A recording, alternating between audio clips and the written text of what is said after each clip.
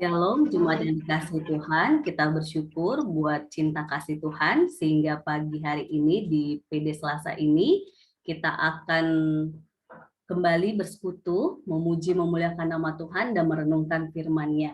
Sebelumnya kita akan memujikan satu lagu, yaitu Tuhan menetapkan langkah-langkah orang sebagai peneguh kita bahwa sungguh Tuhan itu yang berkuasa, yang menentukan setiap pikiran, perkataan, dan tindakan kita kalau kita mengandalkan Tuhan. Seperti tema kita di dalam minggu ini dari hari minggu kemarin di tema khotbah.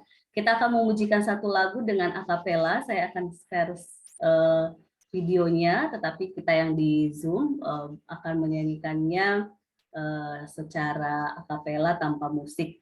Kita memujikan Tuhan menetapkan langkah-langkah orang.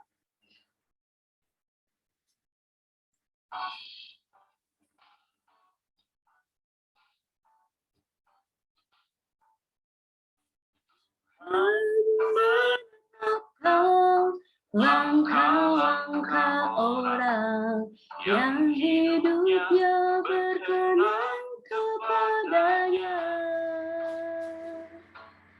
Apabila ia jatuh, tak sampai tergeletak, sebab Tuhan menopang tangannya.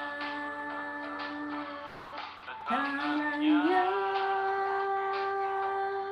tangannya, sebab Tuhan menopang tangannya. Apabila ia jatuh, tak sampai tergeletak, sebab Tuhan menopang tangannya. Menetapkan langkah-langkah orang yang hidupnya berkenan kepadanya. Apabila ia jatuh, tak sampai tergeletak, sebab Tuhan menopang dengan tangannya. Tangannya, tangannya, sebab Tuhan menopang dengan tangannya. Apabila ia jatuh, tak sampai tergeletak, sebab Tuhan menopang dengan tangannya. Tangannya, tangannya, sebab Tuhan menopang dengan tangannya. Apabila ia jatuh, tak sampai tergeletak, sebab Tuhan menopang dengan tangannya. Menopang dengan tangannya.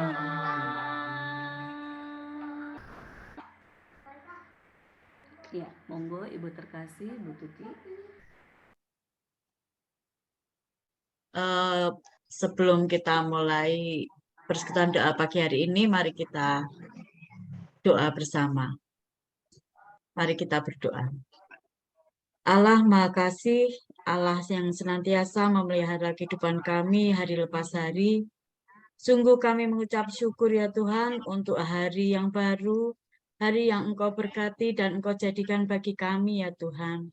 Terima kasih ya Tuhan untuk berkat kesehatan yang telah Engkau berikan kepada kami, sehingga pada pagi hari ini kami boleh bersama-sama mengadakan persekutuan doa pagi bersama ya Tuhan. Oh Tuhan, kami mau serahkan dari awal, pertengahan, hingga akhir persekutuan doa pagi ini ya Tuhan. Biarlah Roh Kudus-Mu yang bertahta di hati dan pikiran kami ya Tuhan, sehingga kami boleh menerima berkat firman Tuhan pada pagi hari ini. sebagai bekal kami untuk melaksanakan tugas tanggung jawab kami di kehidupan kami sehari-hari di sepanjang hari ini ya Tuhan. Engkau berkati Mbak Aban yang akan menyampaikan firman ya Tuhan, sehingga apapun yang beliau sampaikan semata-mata hanya karena Engkau ya Tuhan, dan hanya untuk kemuliaan nama-Mu. Terima kasih ya Tuhan, kami mau serahkan doa dan ucapan syukur kami hanya ke dalam tangan kuasa-Mu. Amin. Terima kasih Bu Tuti. Kita akan membaca bagian Alkitab dari bacaan harian dari sinode kita, yaitu Hosea pasal 13, ayatnya yang pertama sampai 16. Hosea pasal 13, ayat 1 sampai 16. Monggo Bapak Ibu terkasih yang akan membacakan, Bu Susi, Bu Puji, dan Pak Pri, boleh diambil dulu, Bu De. Oke, monggo Ibu terkasih. Bacaan dari Hosea 13 ayat 1 sampai 16. Saya akan membacakan ayat 1 sampai 6. Murka Tuhan akan menimpa Efraim. Apabila Efraim berbicara, gemetarlah orang. Ia diangkat-angkat di Israel. Tetapi ia bersalah dengan menyembah Baal, sehingga matilah ia. Sekarang pun mereka terus berdosa dan membuat baginya patung tuangan dari perak dan berhala-berhala sesuai dengan kecakapan mereka. Semuanya itu buatan tukang-tukang. Persembahkanlah kurban kepadanya, kata mereka. Baiklah manusia mencium anak-anak lembu. Sebab itu mereka akan seperti kabut pagi atau seperti embun yang hilang pagi-pagi benar. Seperti debu jerami yang diterbangkan badai dari tempat pengirikan atau seperti asap dari tingkap. Tetapi aku adalah Tuhan, Allahmu sejak di tanah Mesir. Engkau tidak mengenal Allah kecuali aku, dan tidak ada juru selamat selain dari aku. Akulah yang mengenal engkau di padang gurun, di tanah yang gersang. Ketika mereka makan rumput, maka mereka kenyang. Setelah mereka kenyang, maka hati mereka meninggi. Itulah sebabnya mereka melupakan aku. Saya lanjutkan ayat 7 sampai 12. Maka aku menjadi seperti singa bagi mereka, seperti macan tutul aku mengintip-intip di pinggir jalan. Aku mau mendatangi mereka seperti beruang yang kehilangan anak. Aku mau mengoyakkan dada mereka. Di sana aku memakan mereka seperti singa, binatang liar di padang, dan akan merobek mereka. Aku membinasakan engkau, hai Israel, siapakah yang dapat menolong engkau? Di mana gerangan rajamu, supaya diselamatkannya engkau, dan semua pemukamu, supaya diberinya engkau keadilan. Hai engkau yang berkata, berilah kepadaku seorang raja dan pemuka-pemuka. Aku memberikan engkau seorang raja dalam murkaku dan mengambilnya dalam donoku. Kesalahan Efraim dibungkus, dosanya disimpan. Sakit beranak mendahului kelahirannya, tetapi ia adalah seorang anak yang tidak bijaksana, sebab tidak ada waktunya ia bergerak. Bila waktunya tiba, ia tidak mau keluar dari kandungan ibu. Akan kubebaskanKah mereka dari kuasa dunia orang mati? Akan kutebuskah mereka daripada maut? Di manakah penyakit samparmu, hai maut? Di manakah tenaga pembinasamu, hai dunia orang mati? Mataku tertutup bagi belas kasihan. Sekalipun ia tumbuh subur di antara rumput-rumput, maka angin timur, angin Tuhan akan datang, bertiup dari padang gurun, mengeringkan sumber-sumbernya, dan merusakkan mata-mata airnya. Dirampasnya harta benda, segala barang yang indah-indah. Terima Masih. kasih. Satu ayat lagi ya. Satu ayat lagi. Oh, itu masuk Samaria. Oh, masuk ke itu ya. Pasal 14 ya. Oke. 14 ya. Terima kasih Ibu Bapak terkasih atas pembacaan Alkitabnya. Yang berbahagia adalah setiap kita yang merenungkan firman Tuhan dan melakukannya dalam kehidupan sehari-hari. Bapak Ibu terkasih, masih dengan tema besar kita di minggu kemarin tentang mengandalkan Tuhan yang utama, begitu ya. Pembacaan kita pada hari ini sedang meneguhkan kita untuk melihat kembali bagaimana pengalaman konteks umat yang di Perjanjian Lama mereka tidak mengandalkan Tuhan, mereka mempunyai kesombongan untuk merasa tidak perlu bertobat, merasa tidak perlu Tuhan, sehingga mereka realnya kalau kita lihat dari bacaan Hosea tadi membuat penyembahan-penyembahan yang menurut mereka itu bisa diandalkan. Nah, kalau kita lihat di sini sebenarnya satu sisi kalau mereka mau sungguh-sungguh mengandalkan Tuhan, mereka sudah melihat bagaimana Allah yang hadir dalam sepanjang sejarah mereka mengalami kebaikan Tuhan dari keluar dari bangsa Mesir dan sebagainya, menebus perbudakan di Mesir dan membimbing dalam perjalanan di padang gurun. Tetapi mereka tetap melihat bahwa kebaikan-kebaikan itu bukan sesuatu yang membuat mereka setia kepada Tuhan, tetapi mereka melupakannya dan melakukan apa yang tidak sesuai dengan kehendak Tuhan. Israel ataupun umat pada bacaan Hosea kita ini digambarkan tidak perlu Tuhan, mereka pun akhirnya menghadapi Tuhan sebagai musuh, bahkan ketika mereka meminta raja kepada Samuel, di situ mereka sedang menolak Allah sebagai otoritas yang utama dalam kehidupan mereka. Namun dengan demikian, walaupun mereka mendapatkan seorang raja untuk memimpin mereka, ternyata dalam perjalanan umat ketika mereka mempunyai raja, raja pun tidak dapat menolong mereka dalam menghadapi tangan murka Allah yang siap menghukum mereka.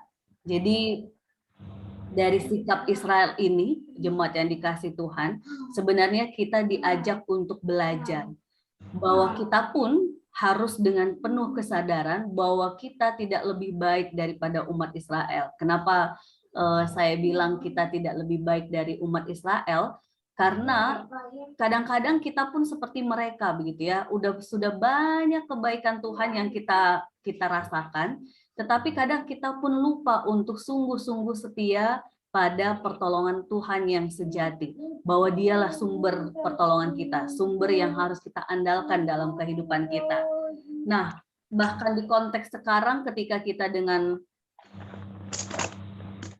manusia dengan segala kebebalannya begitu ya, manusia dengan segala dosa yang dibuat begitu ya, kalau misalnya kita sungguh-sungguh berjalan di dalam Tuhan, sungguh-sungguh tahu bahwa Tuhan itu sumber kekuatan, sumber pertolongan, saya yakin Allah itu tidak akan sampai turun ke bumi ini untuk menunjukkan teladan sejati melalui Yesus Kristus.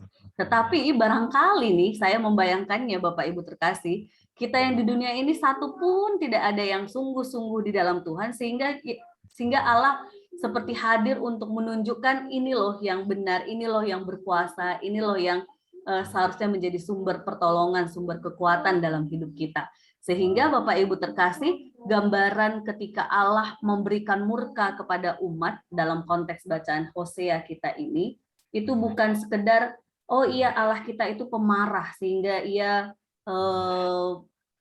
akan sangat mudah menghukum kita. Tidak ya Bapak Ibu terkasih ya. Tetapi kemarahan Tuhan ini karena memang umat yang berulang-ulang jatuh pada kebebalan, dosa, dan sikap yang paling utama adalah tidak mengandalkan Tuhan.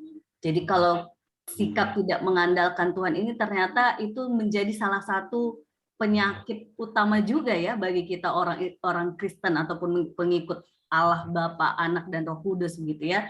Sehingga kalau kita kemarin di khotbah saya menegaskan bahwa ciri khas utama pengikut Kristus adalah mengandalkan Tuhan, maka penyakit utama yang dihadapi oleh pengikut Kristus pun adalah tidak mengandalkan Tuhan. Sesederhana ketika kita ada masalah, kita tidak berdoa dulu, itu sudah sebenarnya ciri-ciri Bapak Ibu terkasih. Ayo, siapa di antara kita yang kalau ada masalah, yang di kepala udah yang, aduh siapa ini yang saya minta tolong, kakakku kah atau apa, siapa gitu ya. Itu berarti kita sudah ciri-ciri yang mungkin kita tidak sungguh-sungguh pertama sekali mengandalkan Tuhan.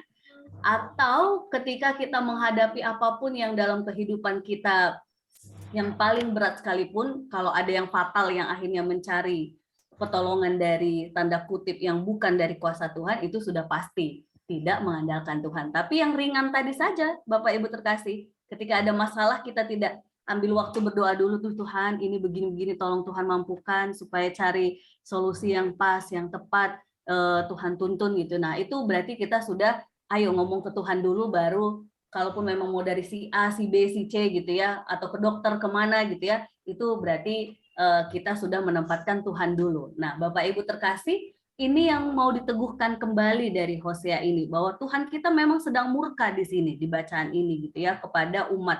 Tetapi murkanya Tuhan itu bukan yang murka yang begitu saja, tetapi ada banyak hal yang dilakukan umat pada saat itu menunjukkan mereka tidak mengandalkan Tuhan yang utama, mengandalkan raja, mengandalkan berhala mereka, bahkan mengandalkan bahwa diri mereka mampu tanpa Tuhan. Ini sudah menjadi hal yang selalu Tuhan, seperti istilahnya itu, mungkin Tuhan udah ngasih peringatan, tapi kok tetap gitu ya. Sehingga Bapak Ibu terkasih, kemurkaan Tuhan ini jangan dipandang sempit ya, bahwa Tuhan kita itu tuh pemarah, bukan ya, tetapi sebenarnya sudah banyak hal yang sudah dikasih peringatan oleh Tuhan, tapi kitanya yang tidak dengar. Sehingga mari kita cek diri, kira-kira dalam sepanjang hidup kita sadar tidak dengan peringatan-peringatan Tuhan yang kecil-kecil dalam kehidupan kita. Lalu hal kecil berikutnya, kita sudah andalkan Tuhan atau tidak? Ciri khas yang pertama yang harus jadi alarm, ketika ada masalah, kita langsung ingat Tuhan nggak dulu. Sesederhana mungkin nggak doa kali ya kalau lagi panik ya, mungkin sekedar kita ngomong di mulut aja, aduh Tuhan, tolong Tuhan gitu. Itu aja sebenarnya menurut saya kita sebenarnya secara tidak secara naruh dari hati kita yang memang sudah selalu mengandalkan Tuhan, itu udah langsungnya Tuhan gitu ya, dalam hati kah, dalam mulut kita, dalam pikiran kita yang Tuhan, tolong Tuhan gitu ya. Jadi Bapak Ibu terkasih, mari kita cek diri kita, pekakah kita akan peringatan Tuhan yang pertama, yang kedua, sudahkah yang utama Tuhan kita ingat ketika kita sedang bergumul. Dua itu saja, karena kalau dengan dua ini saja kita bisa sadar dan berubah, saya yakin Tuhan akan meneguhkan kita, Tuhan akan menolong kita. Jemaat yang dikasih Tuhan, yang di YouTube nanti mendengarkan, boleh sharing dengan orang-orang terdekat ataupun dalam doa pribadi, sedangkan kami yang di Zoom akan saling sharing dan mendoakan untuk firman pada pagi hari ini. Tuhan Yesus memberkati kita semua, sehat-sehat, dan tetap jaga protokol kesehatan dimanapun kita berada. Tuhan Yesus memberkati. Amin. Amin.